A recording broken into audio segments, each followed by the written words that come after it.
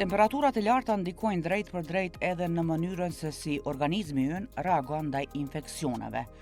Humbja e lëngjeve, ekspozimi i zgjatur në diell dhe mos respektimi i masave higjieno-sanitare mund të krijojnë kushte të pavarshme për zhvillimin e komplikimeve, veçanërisht tek fëmijët e vegjël, të moshuarit dhe personat me sëmundje kronike.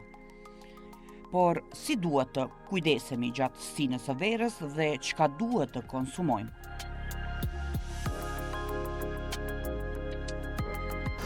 Faleminderit fillimisht për interesimin, gjithmonë me kënaqësi për rreth e kënd dhe në veçanti për emisionin e juaj shumë të shikuar, edhe me shumë interes për qytetarët tanë në kuadër të promovimeve shëndetësore, të edukimeve shëndetësore, e në veçanti për atë se mbesa e dijon ritransmetohet, që domosdoshmë mundohet të mbuloj sa më shumë në masë popullate. Sa i përket mbrojtjes, tash mirë përmendet, po fillojnë sezoni verës me pushime të cilat duhet të jenë komode dhe të mira për secilin, me që gjatë vitit lodhemi. E tani është mirë që në këtë fazë të pushimeve mos të kemi ndonjë problemi cili do ta na prishte pushimin jo vetëm neve, po edhe familjarëve, me që tani janë edhe sezonat e grumbullimit të familjes për me kalu një ambient sa më të mirë, me marrë energji të reja për këtë vit. Sa i përket kësaj temës, kësaj çështje, është me shumë interes, janë 3 komponente. Fillimisht është të mos dehidratohemi, ose të marrim sasi të mjaftueshme të lëngjeve. Kur them lëngjeve, nuk nënkupton marrja e lëngjeve të cilat përmbajnë sheqer, po marrja sasive të mjaftueshme të ujit, në kuadër të cilit është bërë tani si klishe 2-3 litra, po nuk do me thonë, jo domosdoshmërisht është ajo sasi. Sasia e ujit mbaret nga aktiviteti, nga mënyra, temperatura, ambienti ku jem. Në veçanti, nëse jemi në pushime vjetore në Bregdet, që nevojitet sasia dhe më madhe e lëngjeve, me që temperaturat atje arrin disa gradë më shumë se sa këtu në Prishtinë, po jo se sa në fshatra. Ka dallime edhe për mbrojtjen në këtë aspekt se ku gjendemi, në fshat, në qytet, apo edhe në Bregdet. Po mundohemi në mënyrë të përmbledhur, ti përmendim vetëm disa prej shkaqeve që çojnë në dehidrim. E para është kur nuk marrim qasit mjaftueshme, po flasim për lëngje, domethënë çajrat këta duhet të ikim ato që përmbajnë sasi të mëdha të glukozës, sheqernave, që fatkeqësisht shumica prej tyre përmbajnë, edhe është edhe një rekomandim që të shiqohet ajo përmbajtja se sa përmban sheqer, mënyrën që mos konsumojmë domethënë karbohidrate, po të konsumojmë, të bëjmë rehidrimin e organizmit nëpërmjet marrjes së lëngjeve. Pastaj kemi edhe marrjen në këtë fazë të ushqimeve me që po flasim, marrjen e shalqinit ose bostanit, pjeprit, pemëve dhe perimeve të cilat përmbajnë sasi më të madhe të ujit ose të lëngjeve, por edhe të kemi kujdes në marrjen e ushqimeve të cilat përmbajnë yndyrna, të cilat shmangja e këtyre ushqimeve është jetike ose me domosdoshmëri. Sigurisht se shikuesit pyeten se si do t'i konsumojnë tani këto, si do t'i marrin këto ushqime, me që marrja e proteinave është e domosdoshme, po proteinat jo domosdoshmërisht gjenden vetëm në mishra, kemi edhe mishra të bardhë ose të pulës, e cili në masë të madhe e përmbush këto, po kemi edhe ushqime tjera të cilat përmbajnë proteina, të cilat duhet të konsumohen, po nëse duhet të zihen, atëherë patjetër që duhet të zihen sa më shumë, me që e përmendet që në fillim, që shumica e ushqimeve tani për shkak të temperaturave të larta mund të rrisin rrezikun e rritjes së virusëve ose bakterieve në ato ushqime. E në veçanti kemi disa virus të cilët mund të shprehur ose manifestohen më shumë gjatë stinës së verës.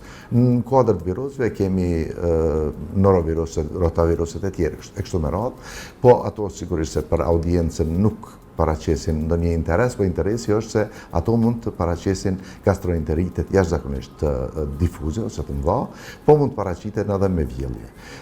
Prandaj, zirja e këtyre ushqimeve, larja e mirë e pemëve dhe perimeve para përdorimit është kruciale për mos ardhur deri tek këto infeksione, e në veçanti nëse duhet për me u zi, edhe pse na zakonisht rekomandojmë që gjatë stinës së verët përdoret sa më pak shporetet dhe këto aparatet e shtëpisë, ambisrisë, të cilat nxejnë, me që ato lëshojnë tani edhe temperaturë në atë mënyrë faktikisht edhe e nxejnë edhe më shumë ambientin ku jetojmë.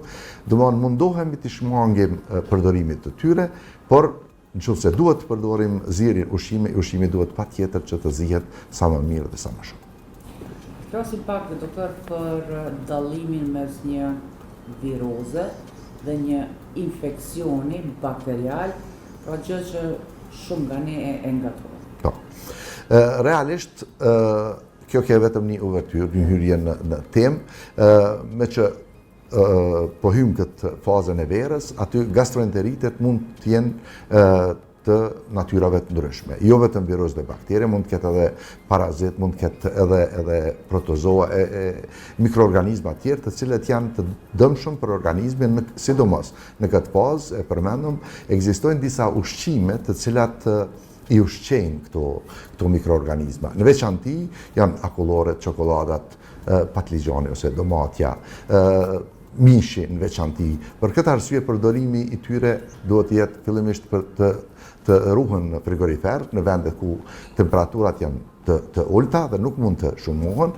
Nëse përdoren këto, atëherë japin infeksione qofshin virale ose bakteriale, varësisht se për cilit mikroorganizëm, po nuk dim cili është nëse nuk e bëjmë mbjelljen e tyre.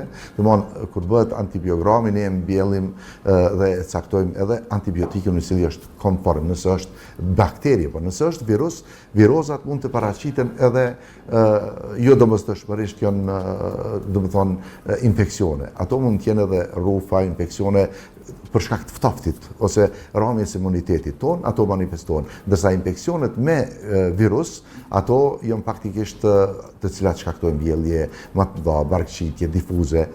Po çka është e rëndësishme te këto raste me përmend është se duhet me ditë kur duhet me u paraqitë mjeku. Se jo çdo vjellje ose jo çdo barkëqitje ka nevojë që të paraqitet tek mjeku. Dhe dhëmbja e kokës, vjellja, temperaturat e larta mund të jenë qoftë për shkak të ftofjeve të rëndomta ose për shkak të virozave të cilat janë shkaktuar për shkak të marrjes së ushqimit të kontaminuar me virus. Në veçanti me rotavirusët që janë karakteristikë për fëmijët. Për shembull, fëmijët në det që marrin barqitje ose vjellje difuze janë për shkak të këtij rotavirusi. Pikërisht kjo tani ndërlidhet me nëse këta fëmijë kanë qenë vaksinuar. Nëse kanë qenë si fëmijë të vaksinuar, imuniteti është shumë më i fortë dhe këta fëmijë mund të përballojnë edhe rotavirusët në një shkallë caktuar, me që nëse është numri i tyre i madh, atëherë patjetër se edhe këto manifestohen. Çka është për të shqetësuar, nëse këto jashtë ose paraqitje manifestohen me gjak, ose nëse temperaturat e trupit janë mbi 39 gradë, nuk ulën për disa ditë, edhe përkundër asaj që marrin masa, për shembull për dhënien e antipiretikëve, kundër temperaturës, apo edhe metodat më tradicionale që i lagim qarapet ose e pastrojmë fëmijën me ujë të vakt, me qëllim që të ulet temperatura. Nëse temperatura prej 39 gradë vazhdon më tepër se disa ditë, atëherë patjetër se është rekomandim që të shkohet tek mjeku. Kur shfaqen simptomat e para të një infeksioni, shumë qytetarë zgjedhin të trajtohen vetë, duke përdorur barna që i kanë në shtëpi ose duke u bazuar në këshilla të marra nga të afërmit apo edhe nga rrjetet sociale. Jo rallëherë, terapia fillon pa një diagnozë të saktë dhe antibiotikët përdoren edhe atëherë kur virusi është shkaktar. Kjo jo vetëm që nuk ndihmon në shërim, por mund të fshejë simptoma të ndonjë sëmundjeje, të vonojë trajtimin e duhur dhe të kontribuojë në rritjen e rezistencës ndaj antibiotikëve. Prandaj, një nga sfidat kryesore të mjekësisë familjare mbetet përcaktimi i trajtimit të duhur për secilin pacient, siç janë kur mjafton terapia simptomatike me lëngje, pushim dhe barna për uljen e temperaturës, kur nevojiten analizat shtesë dhe në cilat raste antibiotikët janë vërtet të domosdoshëm. Të tilla pyetje marrin përgjigje vetëm pas një vlerësimi dhe ekzaminimi profesional nga mjeku. për në asnjë mënyrë, jo vetëm këto tona, nuk është mirë që prindrit t'ju dhanë fëmijëve antibiotik. Ne kemi tani kohën e fundit edhe në bashkëpunim me Institutin Kombëtar të Shëndetësisë Publike, po dhe Ministrinë e Shëndetësisë, si dhe me partnerët e shumë që janë nga jashtë, një program në kuadër të kontrollit të përshkrimit të antibiotikëve, i cili nuk është vetëm në kryeqytet, ai vazhdon dhe bëhet në gjithë Republikën, domthonë në shtet, edhe është interesant se në auditet e fundit që i kemi bo, është ullur jashtëzakonisht masa e përshkrimit antibiotikëve për mjekëve familjar dhe mjekëve të kujdesit parësor shëndetësor, pikërisht për shkak të këtij sensibilizimi. Nga njëherë edhe mos them akuzohen, po flitet se shkruajnë barna, po kjo ka qenë, keni parasysh, në një periudhë kur në antibiotikët kanë mund të marrën të mirën edhe pa përshkrimin e mjekut, në barnatore, pa receta e kështu me radhë, po sigurisht se kohëve të fundit, po vrehet se një tendencë që të kontrollohet kjo, dhe me vështërsi, shumë vështërsi, nuk po them që nuk merren, se prapë vazhdohet në disa prej barnatoreve që nuk janë përgjeshme, se nuk e din që nuk është problemi këtu i një biznisi që është shumë i vogël, në krahasim me atë që të shkaktojmë rezistencë mikrobiale, pastaj ata antibiotikë që në shtetet e regionit ndikojnë, të ne nuk mund ndikojnë, pikërisht për shkak të këtij çrregullimi, se prishjes së këtij zinxhiri për shkak të dhënies së antibiotikëve pa recetë. Ta përmbylli, do të thonë pacientët të cilët vinë te ne, nuk jo domosdoshmërisht duhet që patjetër të rehidrohen me infuzione, se ne kemi kërkesa të vazhdueshme kur pacienti vjen edhe në vazhdimsi kërkon që jo se mu vetëm infuzioni ose vetëm trajtimi parenteral me vena, se ndryshe nuk mund të marr, do të thonë nuk mund të rehidrohem ose nuk mund të njihem mirë vetëm me pirjen e ujit, po nuk do të thotë që rehidrimi bëhet vetëm me në ACL parenteral, ose me vena, ose përmes infuzioneve, po kjo mund të bëhet edhe me një ORS, me një nelit, me një tretje fiziologjike e cila mund të përdoret edhe në shtëpi, pak sodë buke, pak krip, pak sheqer, në një sasi të madhe të ujit, dhe kjo në mënyrë shumë të drejtë e përmbyll nevojën e elektrolitëve dhe mineraleve që organizmi ka nevojë për shkak të atij dehidrimi. Shumica e virozave kalojnë me pushim, hidratim dhe terapi simptomatike, megjithatë kur simptomat zgjasin, përkeçohen ose shfaqen temperaturë e lartë që nuk bie, vështirësi në frymarrje të vjella të vazhdueshme, shenja dehidrimi apo gjendje e rënduar, është e domosdoshme të kërkohet ndihma e mjekut. Vlerësimi në kohë mund të parandaloj komplikimet dhe të siguroj trajtimin e duhur. Fatkeqësisht, jo gjithherë popullata është e informuar. Në veçanti në ditët e sotme kur në rrjetet sociale kemi fake news nga më të ndryshme. Nuk po flas vetëm për shëndetësi, është globale, është worldwide, domethënë është çështje që është për brengosje, për shumë çka. Në veçanti, sidomos pacientët që marrin informacione nëpërmjet ChatGPT-s ose informacione për shëndetin, fatmirësisht në aspektin ligjor, ChatGPT dhe të gjitha rrjetet sociale të cilat të dhënë informacione për shëndetësi nuk janë valide dhe nuk korrespondojnë me aspektin ligjor që mund t'ju besohet. Domethënë, arsyeja e kësaj nuk është pse ato nuk kanë persona ose, po në momente të caktuara mund të fusin disa elemente të cilat ndoshta mund të jenë të rrezikshme për masën ose për popullatën. Me këtë merret shëndeti publik, me këtë merret Instituti Kombëtar i Shëndetësisë Publike, i cili nëpërmjet të promovimeve shëndetësore ose pletushkave që i bën, nëpërmjet bashkëpunimit të jashtëzakonshëm që e kemi ne, tani këto promovime ose këto bashkëpunime kanë arritur, na i kemi edhe koordinatorët për promovim shëndetësor, për zhvillim vazhdueshëm profesional, që në mënyrë të vazhdueshme, jo vetëm përmes caktimit ose shënimit e keni patë datave të caktuara për shëndetësi, po mundohemi që në aspektin shëndetësor të promovimit të mbulojmë të gjitha fushat me qëllim që popullata jonë të paktën në aspektin bazik ose themelor të jetë i njoftuar me atë se si ruhet shëndeti i tina. Tani në këtë pikë jemi për me dhënë përgjigjen, domethënë nëse popullata e ka një bazë për promovim që i ka marrë nga promovimi shëndetësor, ose nga ato që na i themin vazhdimësi, atëherë është shumë e lehtë. Po fatkeqësisht ne akoma çalojmë këtë aspekt. Çalojmë në aspektin se disa prej jo pse rrjetet sociale janë futur edhe në fshatrat më të thella, po themi se promovimi shëndetësor duhet merret në institucione shëndetësore. Institucioni shëndetësor ku shkon te mjeku jo vetëm me përshu terapinë dhe me caktu diagnozën, me marrë terapinë edhe me shku në shtëpi. Është edhe aspekti i përcjelljes ose monitorimit jo vetëm të atij individi që ka ardhur, por edhe familjes vet. Pikërisht për këtë tash është ky koncepti i mjekësisë familjare.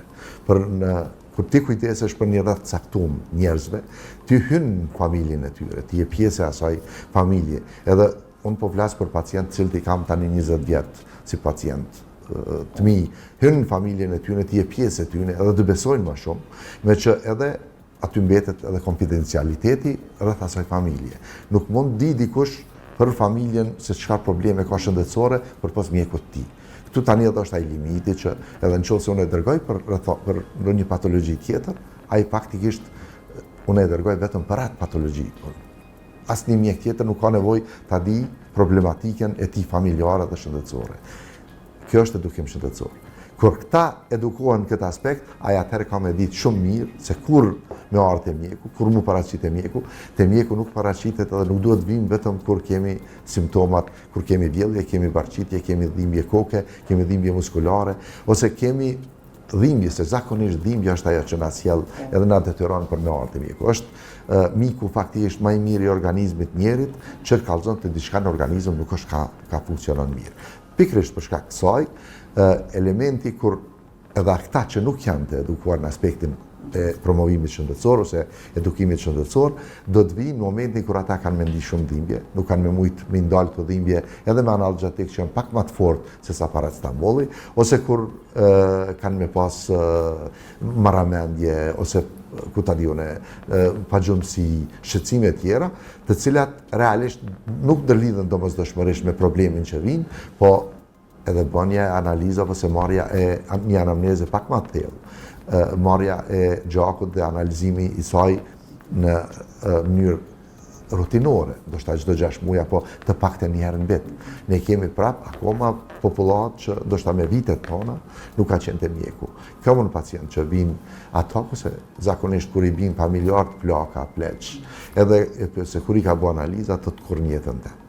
Ose a ke marrë në herë në i bari po ma ka dhonë këj shikja. Dhe thonë, funksionon akoma në aspektin e një, më sta quaj, primitivizmi mjekësor, po në aspektin e asaj që këtu nuk flasëm tani për promovim shëndetësor.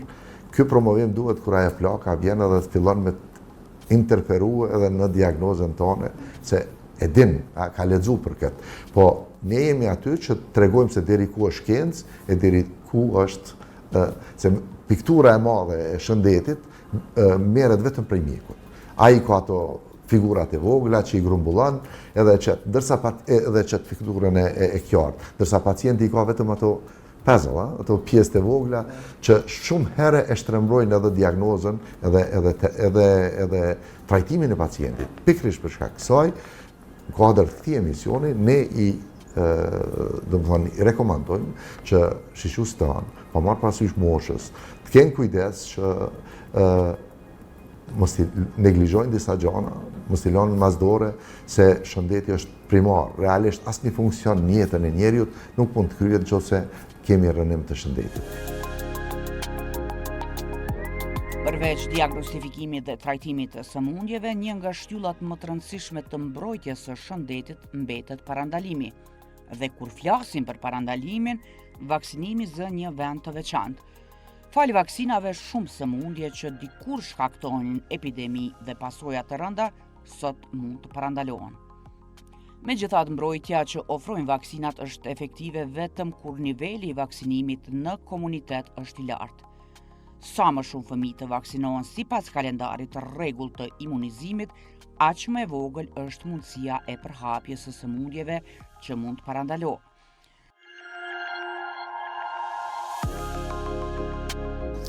Bukur qënë, kjo është një kalendar i vaksinimit të cilat USAID i ka përgatitur në mënyrë të jashtëzakonshme, shumë mirë, shifni këtë sa bukur i ka bërë edhe me këtë puzzle-in, se cila vaksinë që jepet, për shembull, në lindje BCG-ja, merret kjo pjesa e BCG-s dhe vendoset këtu. Kjo mund të jetë edhe një formë e mozaikut edhe për fëmijë interesant. Do të thonë, kalendari i rregullt i vaksinimit është i rregulluar me ligj, edhe nuk guxon asnjë prind mos me vaksinu fëmijën e vet, se është shkelje penale. Do të thonë, ti kujdesesh për fëmijën ton deri në momentin kur ai bëhet 18 vjet. Edhe për këtë arsye ti ki mu kujdes edhe për vaksinimin e atij fëmije. Në përgjithësi, kalendari i vaksinimit në Republikën e Kosovës ka shkuar gjithmonë mirë. Ne kemi mbi 90% vazhdimisht shkallën e vaksinimit, që realisht është ndoshta edhe më i miri në rajon. Vitin e kaluar, me që edhe disa herë kanë qenë edhe televizione të tjera, kem pas një problem të vogël me çështjen e fruthit për shkak të mos vaksinimit të disa fëmijëve, shpërtheu në një qytet në Kosovë. Unë e përmenda në një emision se përpara, po flasëm para luftës dhe shumë më herët, fruthi ka mbyt shumë njerëz, para se me fillu me u dhonë si në mas. Edhe kur i kanë pyet njerëz, sidomos për fëmijë sa fëmijë, thot i kitët, alas se ka kryer shtrinë edhe fruthin. Ke parasysh sa e rrezikshme ka qenë. Një vaksinë e cila nuk kushton asgjë për shtetin, kushton pa ajo në aspektin material që diskutohet, ndërsa e shpëton jetën e njeriut. Fruti akoma, edhe pse është mas 100 vjetë ose 50 vjetë që ka dalë vaksina, prap fruti mund të mbyt. Mos të vim deri në atë mas kur popullata do të ketë të rrezikuar. Ato raste janë rikuperuar. Shkalla e vaksinimit tani fatkeqësisht ka pas rënë në 80 diçka %, po tani është duke u ngritur. Në kohën e fundit, para se me fillu emisionin, unë mora disa informacione, edhe kemi për shembull vetëm muajin e kaluar mbi 1000 të vaksinuar, po flas për qytetin e Prishtinës me fshatra, edhe që është një numër i kënaqshëm, po jo vetëm këtë, në aspektin e kalendarit vaksinimit ne qëndrojmë shumë mirë, edhe human papilloma virusi i cili në fillim kishte ato dilemat se a tipet apo mos tipet, pikërisht për shkak se në fillim u dha vetëm për vajzat, po ishte jo për shkak të ndarjes gjinive, po për shkak se nuk ka pas sasitë mjaftueshme. Me njëherë në vitin e kaluar, në janar të 2025, ajo u fut në kalendar të rregullt edhe për djem.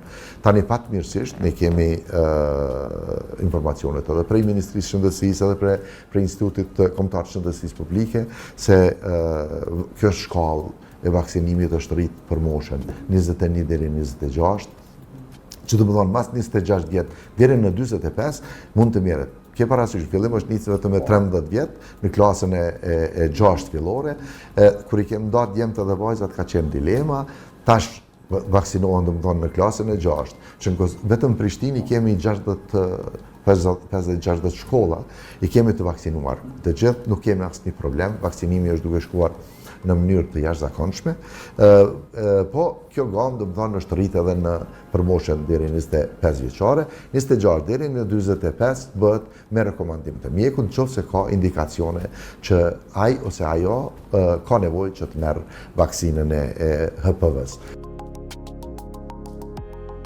Kjo krijon të ashtu quajturin imunitet kolektiv, i cili mbron edhe ata që nuk mund të vaksinohen për arsye shëndetësore, si foshnjet shumë të vogla apo personat me sistem imunitar të dobësuar.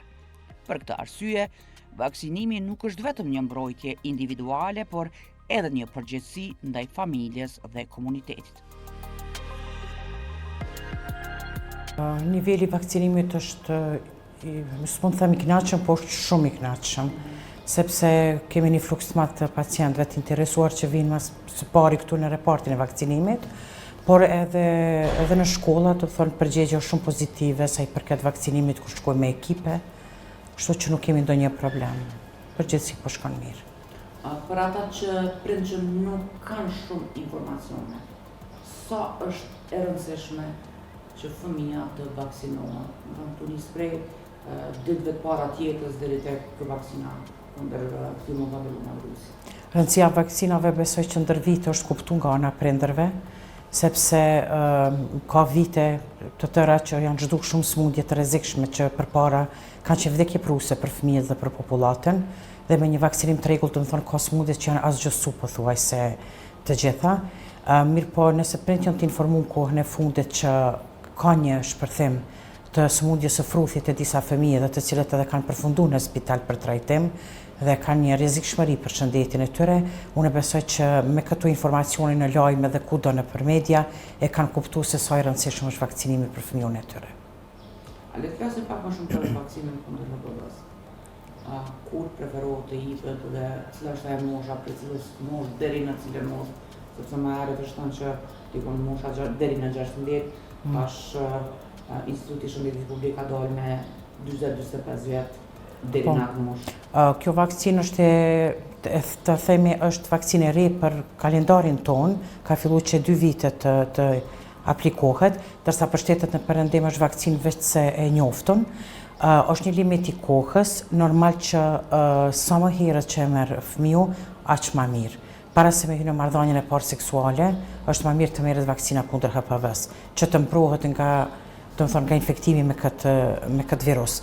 Mirë po, edhe limit të moshës, tash, sipas Institutit të Shëndetit Publik, e kemi deri në moshën 26 vjeçare, do thotë lirshëm mundën me marrë vakcinën, mbi moshën 26 deri në mosha, do thotë tash nuk peqes një limit, do shtë rreth 40-ave, atëherë duhet pacientit të ketë një rekomandim prej një klinicisti që domosdoshmërisht do ta merr vakcinën. Edhe aty do thotë, edhe ata kanë të drejtë me marrë. Mirë po kështu pa kurfar kushti, do të thotë prej moshës 12 vjeçare, do të fëmijët e klasës së 6 deri në moshën 26.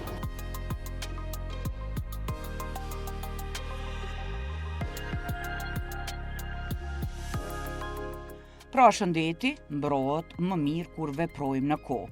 Kujdesi për higjienën, këshillimi me mjekun, përdorimi i drejtë i terapisë dhe vaksinimi sipas kalendarit të rregullt janë hapat më të sigurt për të parandaluar sëmundjet dhe për të mbrojtur shëndetin e secilit prej nesh. Po aq i rëndësishëm është edhe informimi nga burime të besueshme dhe kryerja e kontrolleve të rregullta shëndetësore, të cilat ndihmojnë në zbulimin e hershëm dhe trajtimin në kohë të problemeve shëndetësore. Duke ndërmarrë këto masa parandaluese, jo vetëm që mbrojmë veten, por kontribuojmë edhe në mirëqenien e familjes dhe të gjithë komunitetit, duke ndërtuar një shoqëri të shëndetshme dhe të sigurt.